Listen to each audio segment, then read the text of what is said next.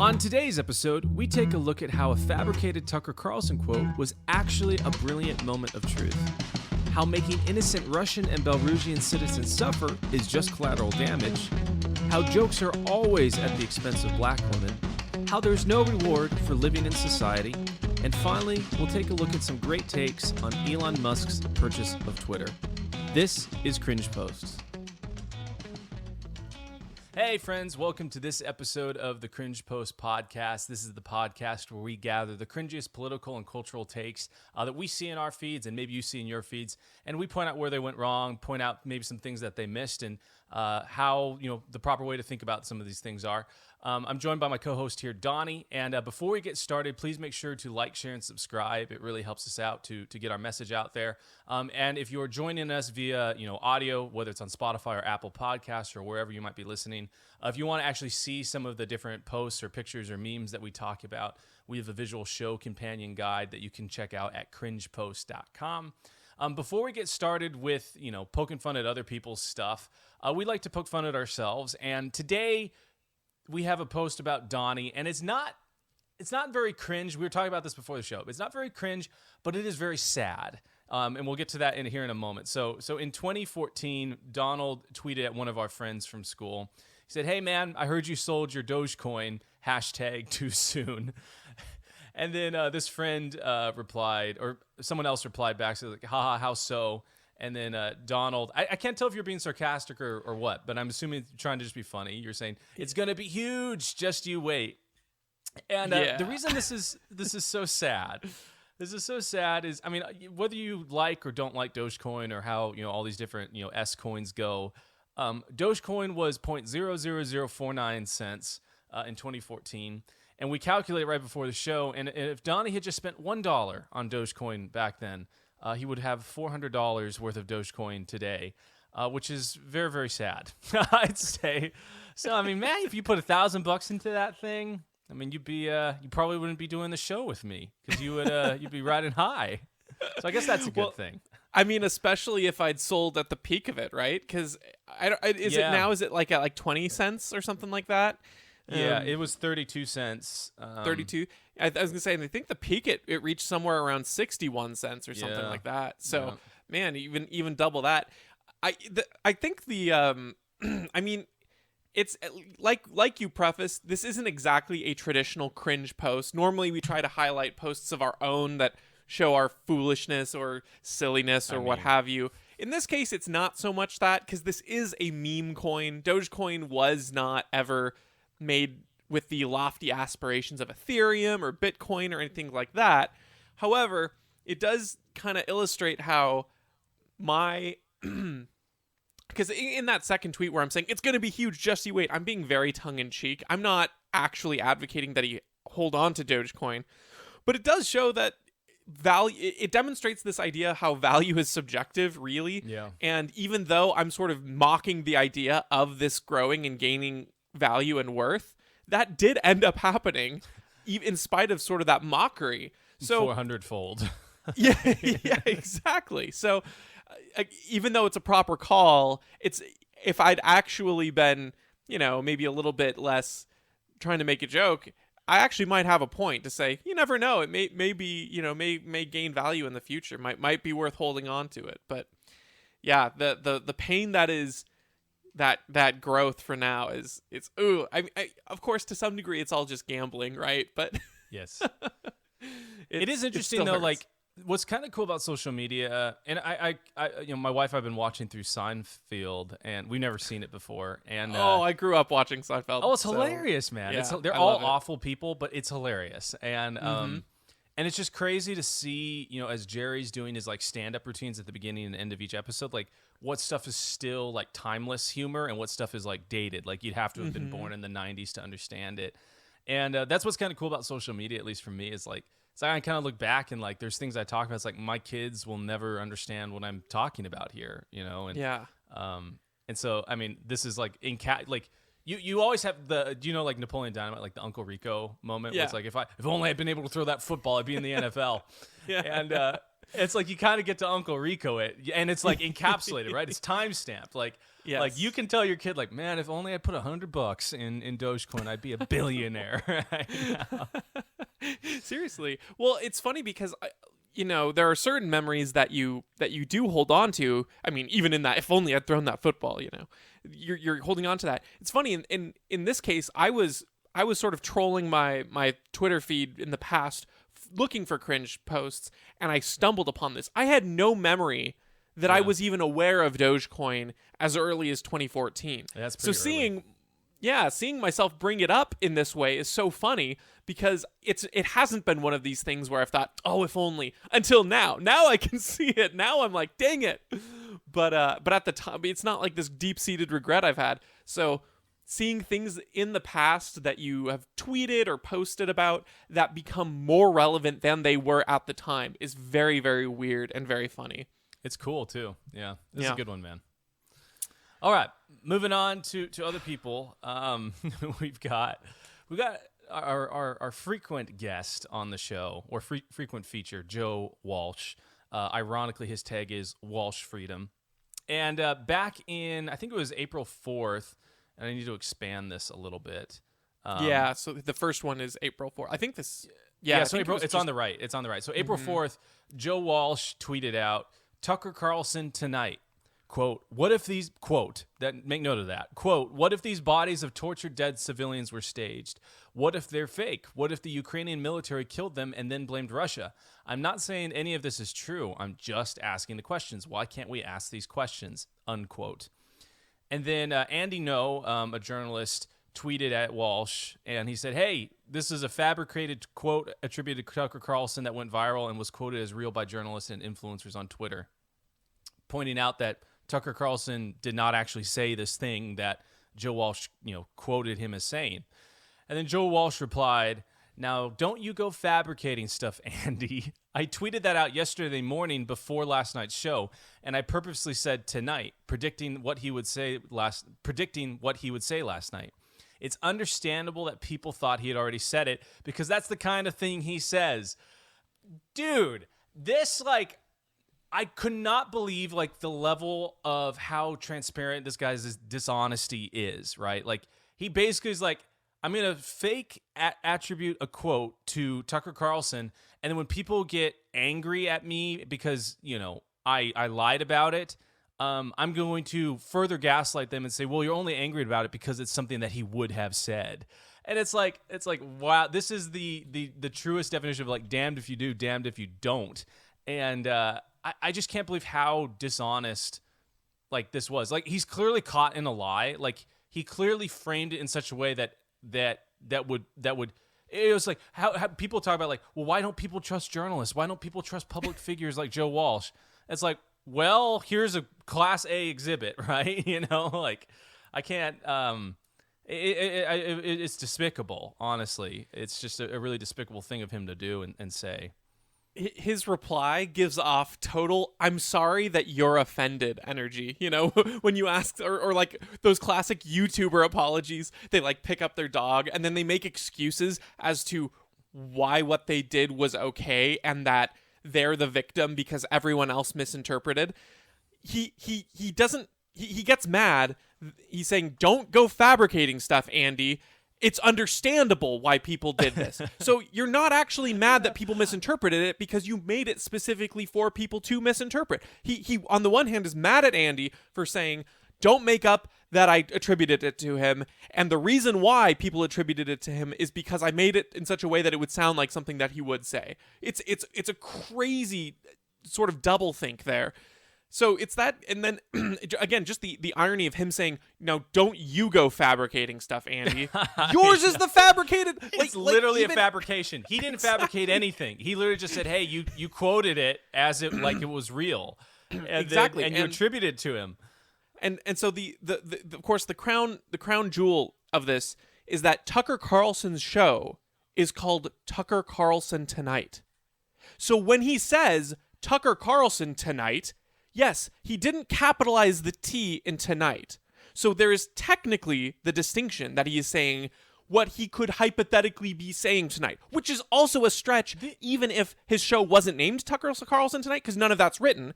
However, Tucker Carlson Tonight being the name of the show, I think absolutely necessitates you putting some level of, Tucker Carlson Tonight probably, or something like that. Because it is one of those situations where, the sibling is in the car and the parent says, don't hit your brother. And then the sibling goes like, puts their hand right up to his face. I'm not touching him. I'm not touching him. You know what I mean? Sounds like you have experience with that. Well, no, actually, I will say for the most part, David and I actually got along fabulously and did not bother each other. But it's that sort of childish, I'm not technically breaking the rules. I didn't capitalize the T in tonight. I was specifying that this is what he would say. None of that matters. And this is, by the way, just one last thing I'll say. This is coming from someone who thinks that Trump's comments on January 6th were an insurrection and a betrayal and a call for, an insurgency. Trump's comments, if you're going to interpret them in that way as being misleading or saying things that they don't explicitly say, calls for action that aren't explicitly mentioned, that if you're going to hold Trump to that standard, you better be holding your own public tweets, your own platform to that exact standard, where if people are misreading what you're saying or what you can say is being intentionally misread, then you're liable for whatever misinformation you spread. It's just a great irony that this guy gets mad at Trump for that and then commits a worse version of the same thing. These people think we're so stupid, dude. I hadn't thought about the Tucker Carlson Tonight thing, and then because I'd seen some people saying things about that. It's like, for him to think that he can justify this, it reeks of when Bill Clinton was like, it depends on what the definition of is. It's like, do you think we're stupid? How stupid do you think we have to be to buy your explanation of how these things went down? What really got me was how all of the the corporate press apparatus mobilized to defend Joe Walsh. I saw he tweeted out this article by the Hill Reporter, and the title is "Joe Walsh Traps Tucker Carlson After Televised Tantrum Over Fake Tweet." And it's they literally do the little gymnastics meme where it's Joe Walsh tweeted out a fake thing, therefore stopping what Tucker Carlson was already going to say because he predicted it. It's and this is a good thing. Maybe more journalists should do what Joe Walsh is doing. It's oh my gosh, they're just so dishonest, and it makes me think of when Dave Smith makes fun of Brian Stelter of asking, why do people not trust us? It's Exhibit A, you lie to us. That's really it. You lie. This is you can get caught up in the semantics of, I said tonight and I posted at 1:55 p.m. Eastern time, but it's at the heart of it, your goal was to convince people that that Tucker Carlson said this stuff, and he is, whether or not you believe in the massacre, his goal was to make people angry at Tucker and paint him as, as some awful person. It's we all see it, dude. We all see it. That is actually a critical detail that I did not notice, which is that it was 1:55 p.m., which I would guess he's on East Coast time. I don't know, but let's even grant him that it's basically 2:00 p.m. That means that this tweet has to be up there for, I don't remember what time Tucker's show comes on. It might be 6:00 p.m. But anyway, the tweet only has to be up anywhere from as little as 1 to 2 hours if it's East Coast time, or 4 to 5 hours before that tweet becomes him saying this is what he said tonight versus this is what he will say tonight. Yeah, and so Tucker Carlson shows at 8 p.m. Eastern time. So 6 hours. If this is on Eastern time. Yeah, I don't know. I don't know if Joe this Walsh was lives. Yeah, I was gonna say that would, but even still, 6 hours in the lifespan of a tweet is not that drastic when it's gonna get shared far and wide. Obviously, for a tweet to get retweeted and spread, it takes at least a few hours. So, depending on your reach, and Joe Walsh has a following, but not so big that it would go massively viral in so this was technically, if because he's from Illinois, so technically it would have been 3 p.m. almost, Yeah. or 2:55 p.m. So I mean, it's essentially about 3 to 4 hours before Tucker Carlson's show goes on. And so and he lies again. He says, "I texted out that morning." It's like, no, you didn't. You didn't. Like 3 p.m. is not the morning, man. That's like that's a couple hours past the afternoon. And not to mention, who in their right mind thinks that people are checking the time of a tweet? This could have been from the previous day, for as most people care and know, if they're seeing it being retweeted. Because when you see a retweet, it doesn't matter when the original tweet happened. It matters when it was retweeted. So for all intents and purposes, anyone could retweet this. Someone else unrelated who doesn't know when Tucker Carlson show's on just sees it. It's crazy dishonest. And the last note I'll make is, of course, this is all for this question that he fake creates Tucker Carlson saying about what if these bodies are tortured dead, what if it's the Russian. Yeah, it's almost like he's shaming a hypothetical Tucker Carlson quote that would be a question that he asked in a similar case about Assad gassing his own people, where Tucker Carlson was proven correct. So it's not even the own that he thinks it is. That's the funny thing. Yes, it's not. And what's hilarious, man, is like I saw people commenting on it. I know we're kind of beating this one to death, but people commenting on it's like, well, Tucker always gets away with presenting these hypotheses as he's just asking questions. It's like, and you don't like that someone is asking questions. Got it. That's what you're saying. Like, you don't like it that someone's asking a question that you don't have an answer to most of the time. So, wouldn't it be horrible if the exact same thing happened with Assad, where the media was proven to be wrong again? Like, good grief. Of course someone should ask the questions. It's so stupid. Okay. That's all I'll say. There's so much. But. Yes. To our friend Joe Walsh. Moving on to our next one. We've got 3 posts, 2 of them cringe, 1 of them not so much. The cringe ones are from the blue check marks, so hooray. So Kevin Rothrock tweets out, not only has Airbnb left Russia and Belarus, but now it's banned Russian and Belarusian nationals from using its service anywhere in the world. I guess it's not cringe, he's just reporting the news.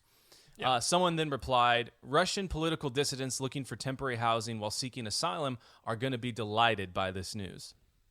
And then Michelle Solarier, who is a journalist for the New York Times, replied, collateral damage, period, sorry. Like, dude, this is just so nasty, man. Like it reminds me of, we've talked about this before, but Madeleine Albright, rest in misery, please. She, when asked, about 500,000 Iraqi children being starved to death, said, I think the price was worth it. Whatever we got, which apparently didn't really accomplish much because we were back in war there, a decade later, that we kind of didn't really win. So, it's just such a, what is the point of making ordinary people suffer for the actions of a government of evil people that are not going to suffer at all? It's like, and that's what's so crazy about Airbnb. It's like, okay, great. You've just made it impossible for people that may or may not have anything to do with what's going on to be able to be housed, and that's going to really hurt Putin. I'm sure he stays in Airbnb, when he travels from place to place. He prefers that to the Kremlin. Well, Airbnb obviously is only going to be used by the oligarchs. They're not going to be using, luxury hotels or anything like that. I mean, what a silly kind of thing to think that you're limiting anyone except for the people who are trying to maybe get a good deal in an Airbnb because maybe there's a family and they can stay in an Airbnb cheaper than they could a hotel because they don't, the hotels usually have number of guests per room limit kind of a thing. Who do you think you're hurting? But the other aspect to this is why now you were telling me Michelle is a New York Times reporter. Is that correct? I think so. I don't want to see the New York Times or journalists or people cheering for this move by Airbnb and other companies like it. I don't want to see them ever taking a stance against small businesses that do not want to serve certain customers, like a Christian baker not refusing to make a gay wedding cake. Because this business that they are cheering for its actions are banning an entire nationality of people, not for anything that they've chosen to do, not for anything other than being the crime of Russian. So if you support a business's right to ban all Russians from your service because of the actions of the government, then you better be defending the right of a small bakery or a small photographer or a small florist not wanting to serve people who in a ceremony that violates their religious values. And most of these cases, the religious freedom ones, by the way, are from small businesses who will, one, refer their client, those potential customers, to other people to do that service, and two, don't refuse to serve that couple. They refuse to take part in the event they view as immoral. If those people came and asked for a cake, just a general cake, or flowers just as a bouquet for some purpose, they would happily oblige in most cases. So the difference here is that, one, Airbnb is doing it to all Russians regardless of the actions they take, and two, well, I guess that's the difference, right? That's there, and then in the case of the small businesses, it's usually involving the actual action they view as immoral. But of course, the New York Times and other verified Ukrainian supporters, and again, just I feel like I have to say, Ukrainian people always have the right to defend their property. I don't think that Russia should have invaded and used aggression. Absolutely not. But blindly supporting Ukraine as this perfect actor and the supporting the conflict there is not necessarily the way to help those people. Regardless, if you're supporting all that, and you're supporting the actions of Airbnb, you feel no remorse for the collateral damage because your cause is wholly unjust enough. Well, I hope you would be willing to then vouch for people who have a reason to think that their cause is wholly unjust enough to not serve other people. Yeah, that's hilarious. That's a really funny way to put it.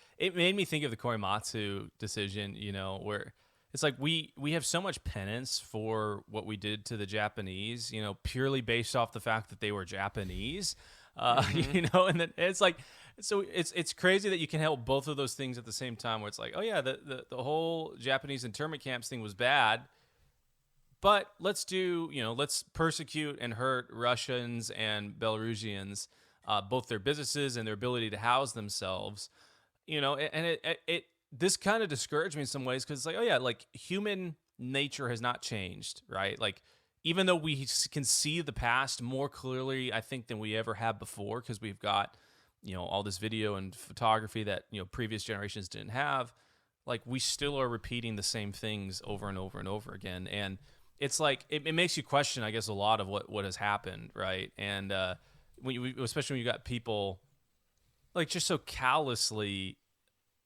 throwing normal working people under the bus. It's not that much further. She says collateral damage, and it's just about housing. But at some point, what if it's collateral damage? Sorry, we fired a missile over into some school in Russia or whatever that had nothing to do with any of this stuff. We kind of have done that in the Middle East, and it's been the same excuses and the same sentiment. So it's just it's sad, but it's also ugly. And I hope that I think you mentioned she deleted this tweet. So that's kind of good, I guess. At least she got enough backlash that she realized, like, I better not leave this up because I look like a homicidal psychopath. Well, and that's a trend that's continuing. And I don't know if she would technically count, because I think she contributes to the New York Times. I don't think she's necessarily a reporter for them. However, the New York Times just announced they're having their journalists pull back from using Twitter. They are reducing the amount they want them using it. And it's so funny. Someone pointed out on Twitter, I was reading threads that Michael Malice was writing about this, and someone replied to Michael Malice, and he highlighted this, and I thought it was just a very well illustrated point, which was to say, the guy tweeted, "So when they are called out for doing terrible journalism, the solution isn't to do a better job, but it's to stop looking at the public's feedback."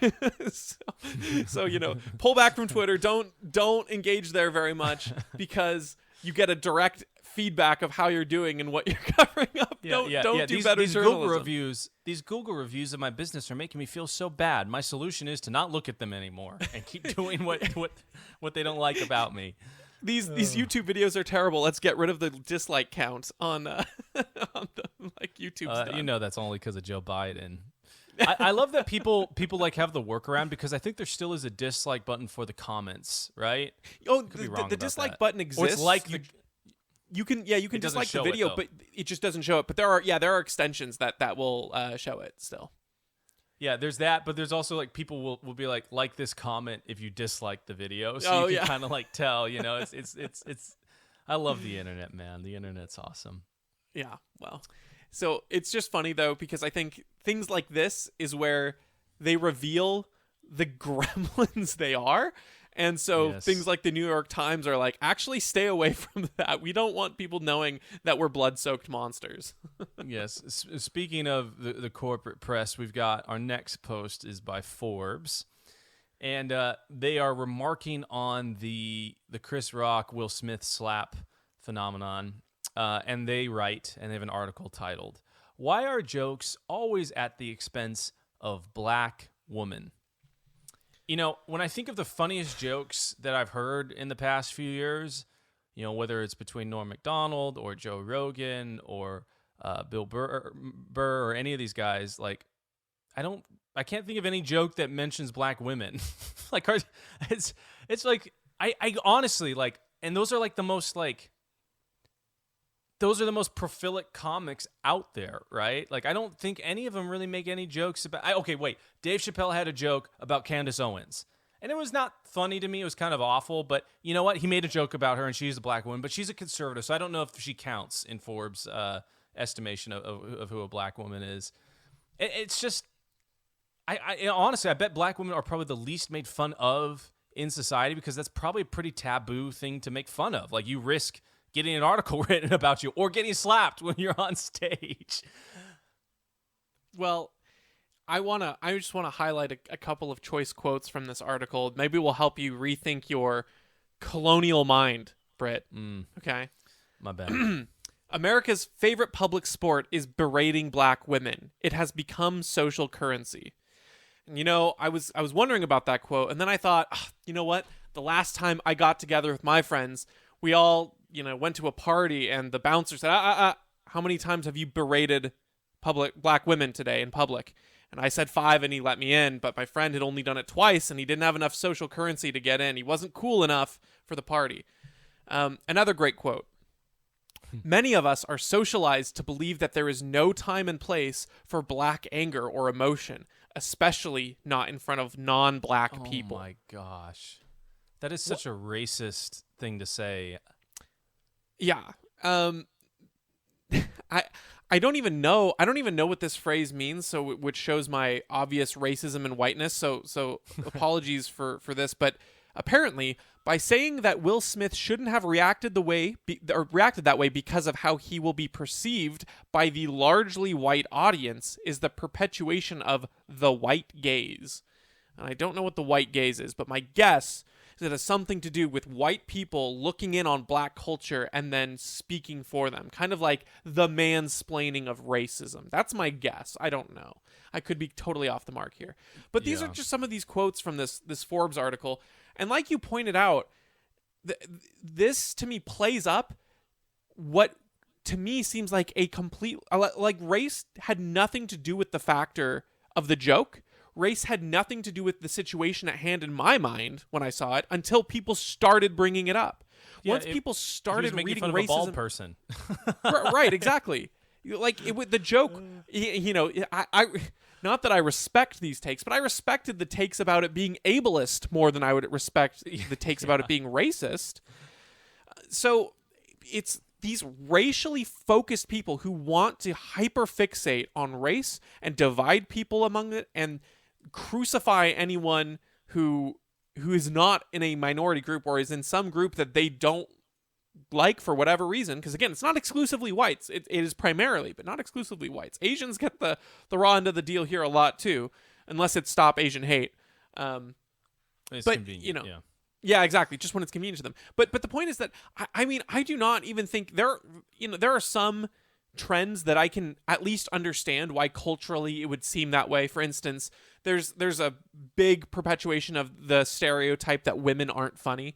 And I think it's kind of funny to joke about in some context, but I don't really believe that to be true. Like, I think women have the capacity to be funny just as much as a man. I'd say men are usually a little bit more outrageous, or usually a little bit more careless with things they say. Like, they're not going to be as cautious, so generally they can do humor more. But it's not to say women can't be funny. However, that joke really, really irritates them. I've heard it. It's kind of prevalent.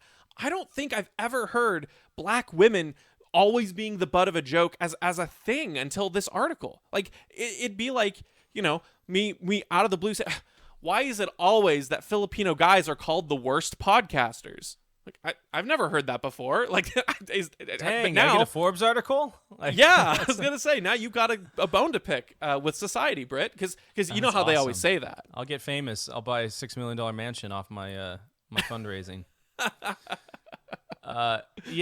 So to speak to the last point that I'm sure you're being kind of facetious about that, you don't understand what they're saying, but it's all based off that the White Fragility book by Robin DiAngelo, which I read because I was like, I'm curious to know what these people think, and maybe I've gotten this all wrong. Maybe people have taken, it wouldn't be the first time that the left has taken something that's kind of normal and spun it into something that it's not.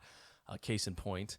But in White Fragility, basically the concept of like the white gaze and basically like how like racism and power structures function is that like things like being on time or being a studious worker or having a nuclear family and staying with the mother if you're a man, or staying with the man if you're the mother, or not letting emotional outbursts of violence happen in public like happened here, are all white concepts that we use, not we, but like the white people use to push black people down. Because it's like no, that is not like a cultural thing. Like, that's just reality, right? Like, being on time is just part of reality, right? Like, sure, there's different cultures that value that more or less, but like the outcomes of being on time are the same for anyone regardless of their color, right? And I find it so racist because it's basically inferring that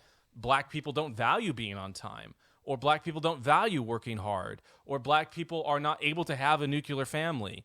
And most of the time, Robin DiAngelo is a white wine tasting woman. Like, that's all she does. She writes books and pontificates about, different issues that she really doesn't know anything about.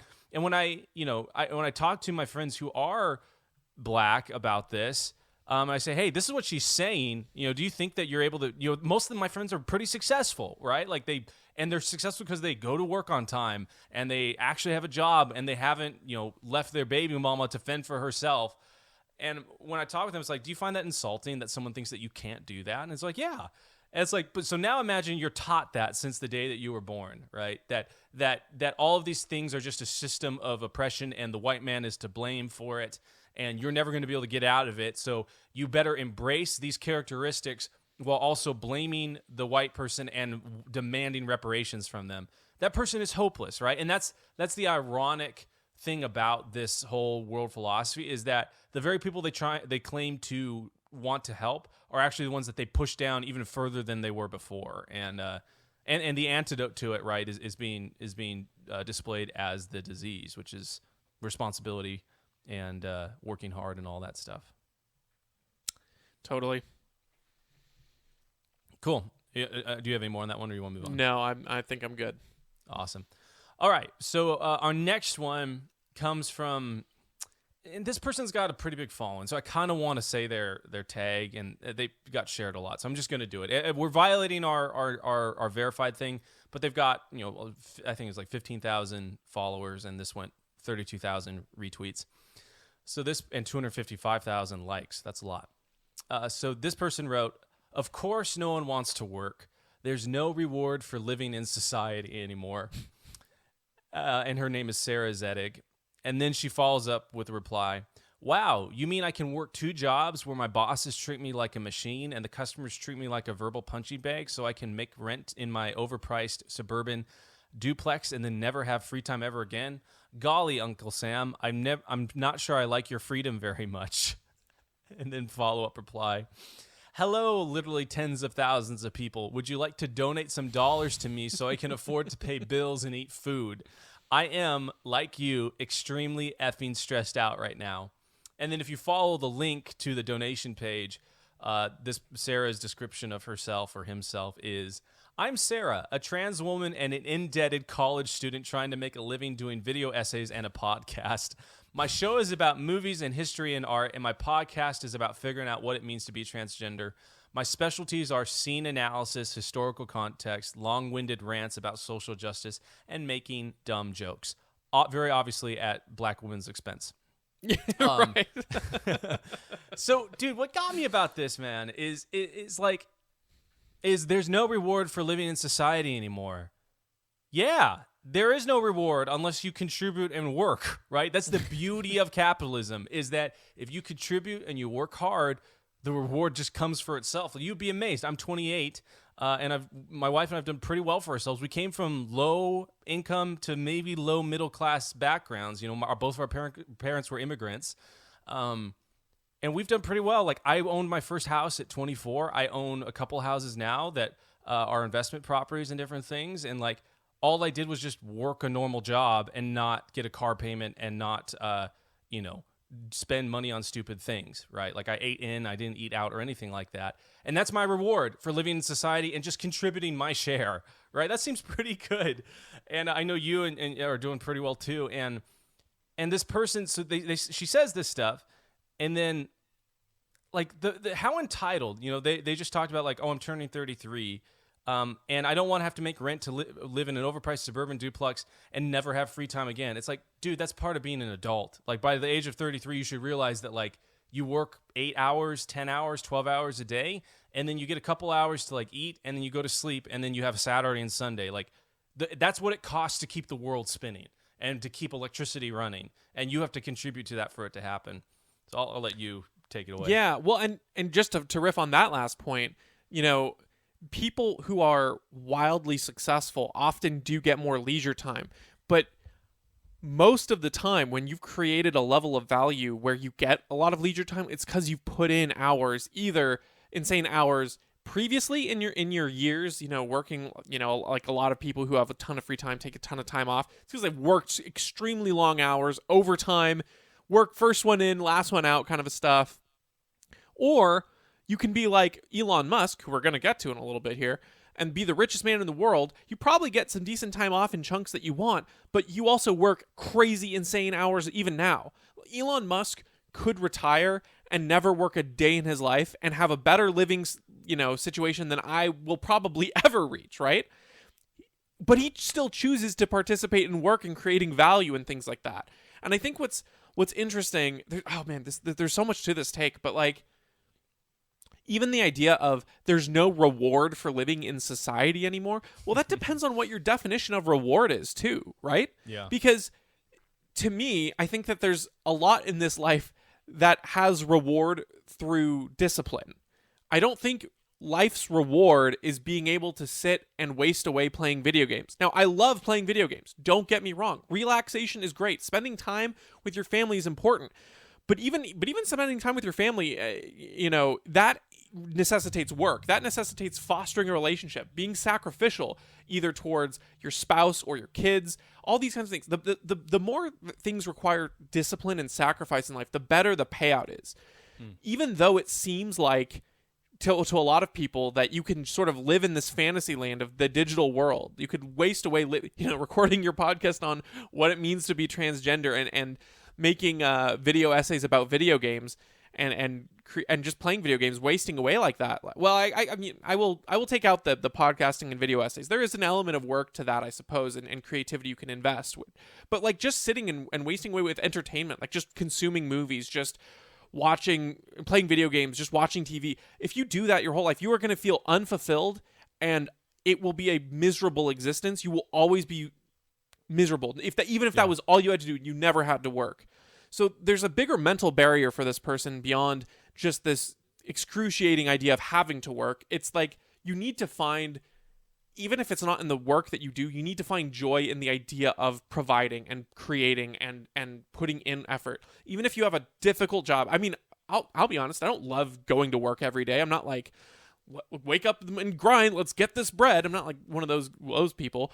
But when you think about it, at the end of the day, I'm extremely grateful to have a job where I can work and I can provide for my family. I'm extremely grateful to be creating things and doing something that provides value to people. And there's reward in and of itself there. And so then to be complaining about this, about how you can't work and how it's all stressful and it's all terrible. I mean, we can take down all the reasons why, the overpriced suburban duplex is the way it is, and why you can't afford rent there, and why it takes so long, and all those kinds of economic reasons. But at the end of the day, it doesn't matter what your living situation is. If you don't understand that the best things in life, in order to create value, you have to sacrifice, and life is not a selfish thing. You will never be happy, no matter how rich or no matter how leisurely your life is. Yes, that's great. Yeah, that's a fantastic point. I think about this in terms of like let's make, we've always done the coconut example, but let's do a different one. Let's do beans. I love black beans. So let's just say that the only thing that mattered in life was that you had to make, like, black beans were the currency, and if you ran out of black beans, you keeled over and died. And so everyone, like, had to make, whether they planted beans or they harvested beans, or maybe they had to digging yielded beans or whatever it was, and you had to make X amount of beans every day. Like, that'd be a pretty hard life, right? And then someone comes along and they invent some contraption that you set up and you push a button, 30 times in an hour, and it kicks out all the beans you would need for a year, right? And this person invested, kind of squirreled away some of their own beans to make this bean machine, and they made this bean machine happen. And then they say to everyone else, hey, like, please just give me one of the beans that you make from this, like some of the value of it. And then that person becomes, basically never has to dig for beans ever again in their whole life. And it's like that person yes, they are incredibly wealthy, but the reason they're wealthy is because they've made it so that everyone else can do their job easier. Everyone else, the world is better off and works less hard and less hours to keep everything spinning and working. And that's the only time progress happens, right? The only time that you can actually have someone that's focused solely on, like, making electricity or making a movie is when, the one person that is farming can now produce enough food for 10 people instead of just themselves, right? Because now they have to produce. If you're focused on making electricity, you're not making food, so someone else has to pick up that slack, right? And so what the ironic part about this, right, is this person, there's no reward for living in society. I don't really want to work. Literally says I don't want to work, and then turns around and says, hey, all you tens of thousands of people, would you like to donate some dollars to me? You people who do work, who do reap the rewards of living in a society. Like, they contradict themselves, because in order for someone to donate money to this person, they would have had to make money in excess of what they need, proving that there is a reward for living in society, right? And yeah, kind of like you were talking about, like, yeah, it does take work to do podcast stuff. It does take work to do video essays and stuff. But just because you work on it, that doesn't mean that it's valuable. Like, you and I have spent time talking about how we make our show better. Like, even before we launched our show, we did about 4 or 5 episodes that we just totally scrapped because we're like, oh, this isn't good enough to put out there, right? And that is the difference between, these Marxist folks and their labor theory of value, which is like, well, something's valuable because labor is put into it. No, that's not true. If you put a bunch of labor into making blueberry pies for a village and everyone in the village is allergic to blueberry pies, you've made a bunch of worthless circles, right? No one actually cares about that.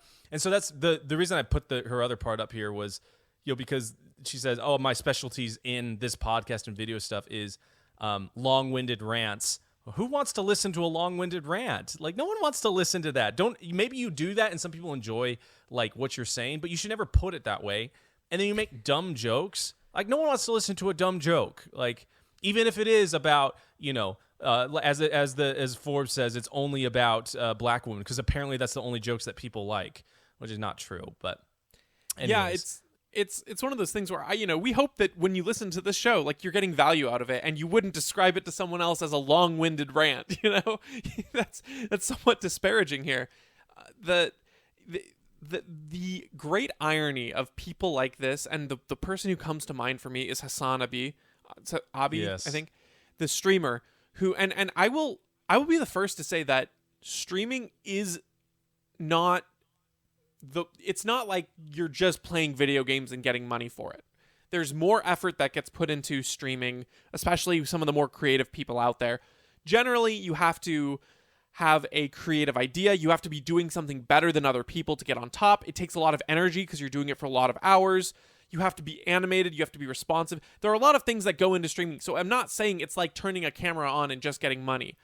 But for Hasan to be tweeting, to be espousing this Marxist, labor theory of value, and for someone like this to tweet out these kinds of ideas and then just say, just donate to me, is inherently self-defeating, because there's no way Hasan thinks that what he is doing is creating the amount of value that he is getting in return.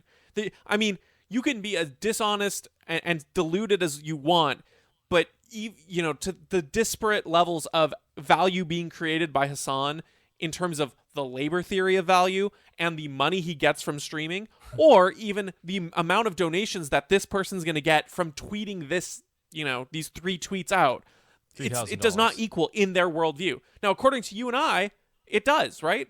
If I go on to Twitch and I sleep, and for some reason that explodes as a big meme, and I get thousands of dollars from this, according to us, well, value is subjective. I provided people with something that, for whatever reason, they wanted, and it provided value to them. They valued watching you sleep more than they valued purchasing something else. Exactly. That seems go for it. Sorry. Yeah, so in our worldview, that factors. But if I'm Hasan and I watch Hell's Kitchen and react to that, there's no way you can think that me going, ha ha ha, while you're eating your food, is worth, even the $50 donation that comes in, let alone the thousands you're making per month for doing stuff like that. Yeah, they have the labor theory of value has no way of explaining how someone like Hasan, or that's the irony, like you're saying, or Sarah generates $3,000 from these tweets. The only way to explain it is the marginal utility theory. Yep. All right. Our last cringe post or series of cringe posts for the day comes from Parag Agrawal, Robert Reich, and Dennis Hegstad, and another person that we won't name. So Parag Agrawal is the, I don't know if I'm saying his name right, but he is the CEO of Twitter, and he tweeted out, and this is at the news that Elon Musk has now the largest individual shareholder in Twitter with 9.2%, which is just hilarious. Parag tweets out, "I'm excited to share that we're appointing Elon Musk to our board. Through conversations with Elon in recent weeks, it became clear to us that he would bring great value to our board," he says through gritted teeth. And then Dennis Hegstad replied, "Crazy how much power you can purchase." Yeah, that's the stock market. If you buy a business, And then someone else replies, "Clearest evidence that we don't tax the wealthy enough." We'll get to that in a minute. And then our good friend Robert Reich, featured guest on the show.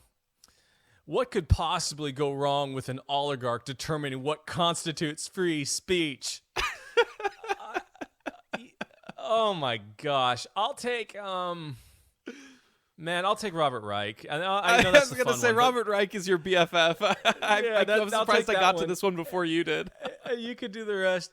So the irony of Robert Reich on Twitter reacting to someone who is kind of anti the Twitter machine in Elon Musk being, having all this anxiety that this oligarch who provides billions of dollars of value to people and has made the world a better place, being scared that he's going to clamp down on free speech on the platform that is like the hottest. When you talk about Twitter, the top 2 things that probably come to people's mind is like, oh, they ban people that don't say the things that we like, and then 2, angry people, right? So it's like those are the 2 things that like Twitter's known for. So it's just, I don't know. Maybe they are like totally brainwashed, or maybe they are just gaslighting. It's very similar to the Joe Walsh thing. It's like, oh yeah, Twitter's been this bastion of free speech, and now that Elon Musk is going to join the board, like that is all in danger and threat. And it's like, no way, dude.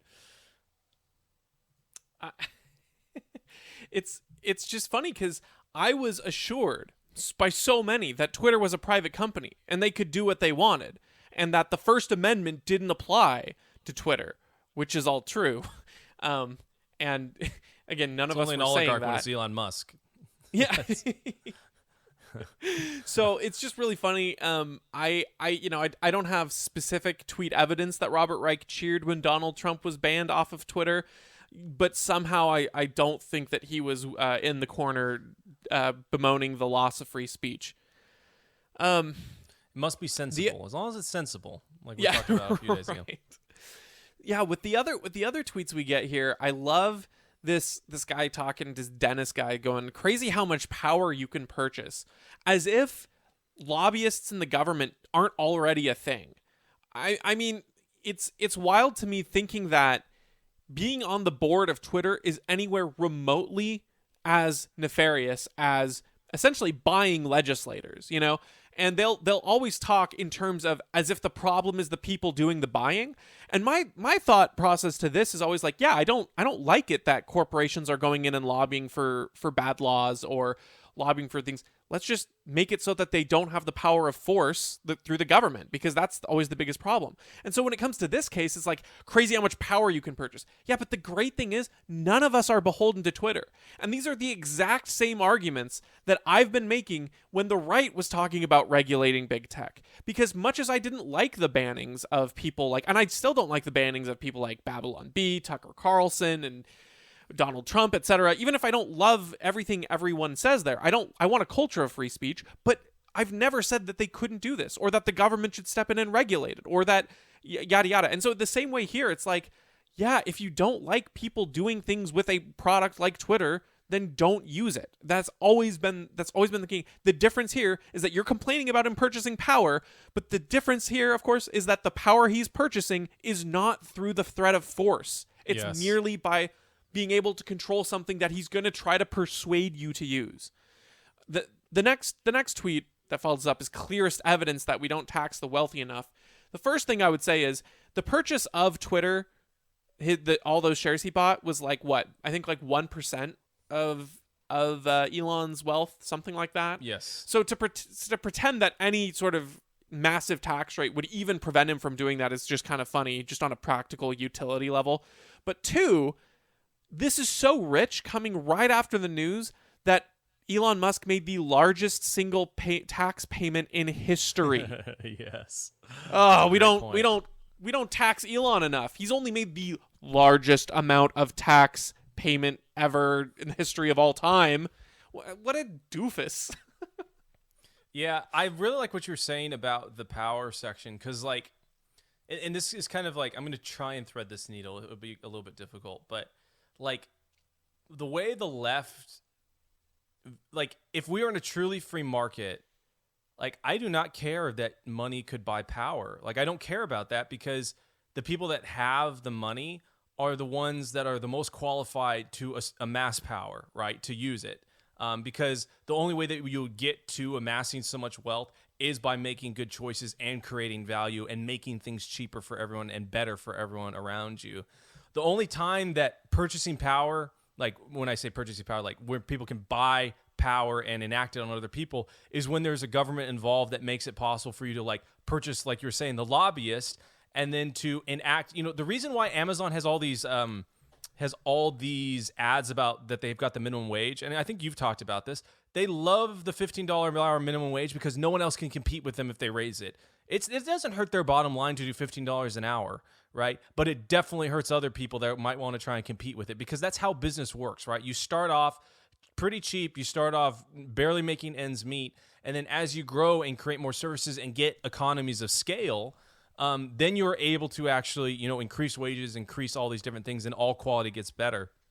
And as Gene Epstein, who I know we're both fans of, has said, you know, all the best fortunes in the world have been made by making things cheaper, not more expensive.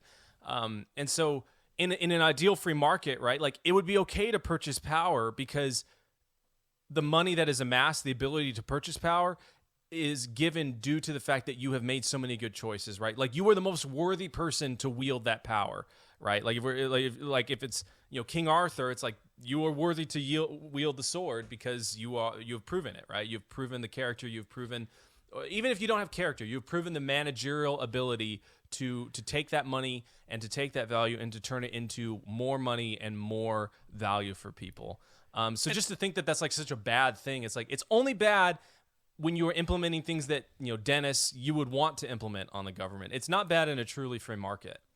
Well, and let's on that theme, a lot of people might think, what about people who inherit, these vast amounts of wealth and they're irresponsible, terrible. The thing is that those people, one, still serve a function when they hold on to wealth, because you cannot just hold on to wealth, isolate it, spend from it, and continue to live in a way that those kinds of people would want to live, right?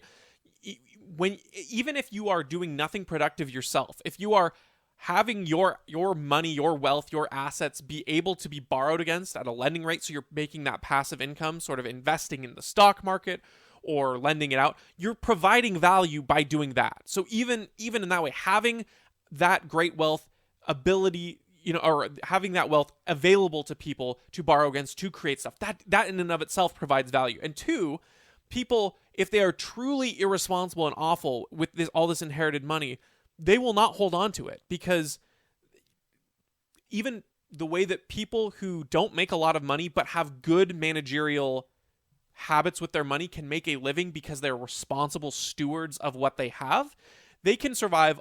People with those good habits can survive and grow and make money that way. And in the reverse, people who have a lot of assets and wealth and money and do not spend it responsibly will not hold on to it for a long time, because they will lose it. And so when people worry about this inheritance, one, usually when an inheritance type thing is set up with a great amount of wealth, the people who inherit that have been taught how to, at the very minimum, put their money in a way that will continue to invest and grow on their behalf, if not actively encouraging them to be productive and do things with it. So usually they're at least, well-versed enough to know I cannot touch it, or I can at least not blow it in such a way that it will run out, and that provides value to other people. And if they don't know that, then they won't hold on to that power for very long. Yeah. Have you watched the We Crashed dramatized documentary thing? No. You should. It's on Apple TV, and I think you can get a free subscription for like a little bit, free trial. But basically it documents like the WeWork story, which is coming from my startup background, I love it, like the first 2 episodes, because it just reminds me of everything that's going on that happened to me and my group. But there's this guy in it essentially, and he, Adam Newman was the former CEO of WeWork, and he very charismatic, was basically able to fundraise billions of dollars to fund his company, but he is a terrible manager of the money. Just in all sorts of different ways. Very charismatic, could get results, but was like getting the results in a quick and unsustainable manner. And guess what? He gets fired, right? And the company gets stripped of all the fat around itself, and actually returns to its true valuation because it's discovered, right? At the end of the day, the balance sheet reveals all. And the people that have contributed to that are going to stay, and the people that have not contributed to it are going to get thrown out. And, he was able to kind of parlay it into a lot of money for himself still, but he's no longer part of that company, right? And so I think that's to kind of further bolster your point, like the people and these companies, right? Like Twitter and, Apple and all these companies that are huge and espouse these very Marxist, leftist, talking points. They don't actually apply that in the way they run their business, right? Like they run their business very conservatively, like from a very managerial standpoint. There's a saying in the VC world that, liberals start companies, but conservatives run them. And you want a conservative running a company after it's been matured, right? After you've kind of established the product and you get product market fit, you want someone that's more conservative because you want someone that's realistic. You want someone that understands that, like, hey, we need more money coming in than we have going out. Which is something, ironically, that the WeWork CEO did not understand. He didn't understand that you need more money coming in than you have coming out. And so all that to say, right, like, I'm glad Elon Musk, he has raised a lot of money, but he's also provided tons of value with Tesla and the Tesla solar panels. And I think there'll be a lot of future value with SpaceX and all these different things. And the market has come to bear that he is worth how much money he is. And so it is worthy of him to be able to buy this stake in Twitter. Well, and you can see that in multiple ways. One, even politically neutral and left people still say, buy Tesla. Like, it's a good stock, buy it. It's going up. So they know he's creating value there. And two, Twitter's stock saw a massive rise once Elon was purchased a bunch. And then also they know he's a good manager on the board. Exactly. So they know he's a good steward there. So yeah, so him buying quote unquote power in that way is not a bad thing. And then, of course, again, the idea that Elon Musk would be detrimental to free speech is hilarious, because if anything, the flaw with Elon Musk being on there would be not banning enough people, not the reverse. The left is going to maybe pretend to be on the side of free speech once again, but that's always to them been a dog whistle, at least in the recent years, before, they flipped on it in probably the 2000s-ish, or sometimes around then. The left used to be good on free speech. Then they've been against it for the last, I don't know, my lifetime anyway. It seems that way. And so it's just really funny to see Robert Reich, one, complaining about Twitter being this bastion of free speech and determining what it was, because you guys were the ones assuring us that it was a private company and not that. But moreover, again, like he's worried about free speech from Elon Musk. When has Elon Musk silenced anyone? that's his whole crusade and his whole tirade of what he would want to change. The worry, you would think, is that he would unban people that have been banned, not the reverse. Did you hear that before he bought Twitter, he called the Babylon Bee and asked if they really had been banned? Yes, yeah, exactly. It's just really cool, man. Like I like Elon because he's just like if I was to write a fan fiction like about like a business person like in this time and period, like he would do the stuff that I would think is cool, like Elon Musk, the hated like guy on the left and on Twitter and always gets dragged on there, buys Twitter and it gets named to the board, and then the CEO who's responsible for making all of these, terms of service and all the bans, Parag, has to announce that he's part of the board. Like when I saw that in the morning, I literally laughed out loud because I just thought this is just too rich. It's the guy in the military commander in Iron Man putting the medal on Iron Man. After he kind of dragged him and stuff. It's just lovely. I love it. I love Elon.